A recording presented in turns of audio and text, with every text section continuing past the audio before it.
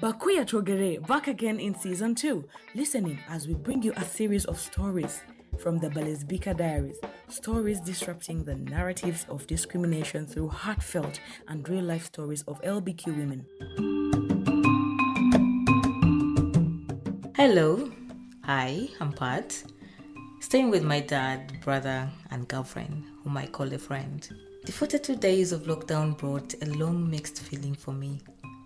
Cooking was something I grew to love while staying home. I found myself socializing at home much more than I was before. One of the other activities I took part in was reading poetry. I was lucky to get help from my uncle who stays abroad. Unfortunately, when the 42 days were announced, there were restrictions on transport, barely any means to travel. Going to workplace became a hassle. I wouldn't go anywhere except stay home. If I really had to be at work, I would get there by foot. This was extremely tiring and so stressing for me. The ugliest bit was that I was sick of COVID and I was down for 2 weeks. I had all the signs and the symptoms.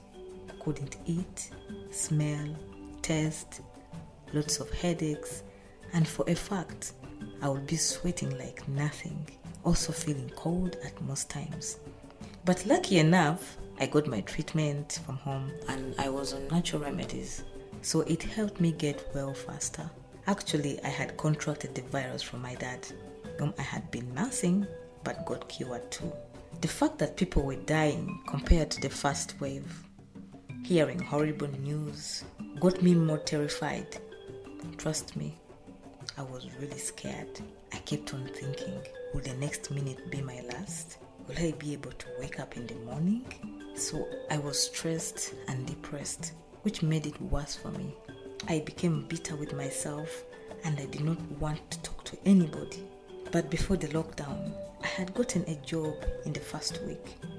I was supposed to start working, but I sort of lost the chance. I was also meant to do my CP exams, which were around June, July, but we didn't. The fact that we had gone back to lockdown. Though now, they have been scheduled for October and now I have much more time to read.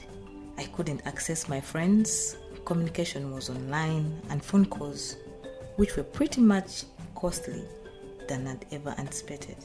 This was so stressful that I wished there was someone who would be in position to see me through. Just maybe, or even if there was a way I would access a counselor on board, or even share their contact for social media. Trust me, I had no idea about that. Filled with stress, anger, depression, I started thinking of so many ill things, and my reason was that, is it that I did not have the counselor's number or what? But as a person, I wish that there was a way out. I had to deal with my depression and show myself that I had got to get the right way out. Food? Yes, of course, food was cheap, but there was no money to buy it. Before my uncle sent money for upkeep, honestly, there was no food. And the mere fact that dad was no longer working, so it has not been okay, and there was no money at all. This was not easy. But then I received a call from one of the staff at FARUG about food relief of beans, rice, and maize flour. It was in good timing. I extend my gratitude to FARUG for being there for me in the trying days. That is when I got to know that I was never alone. She said what she said.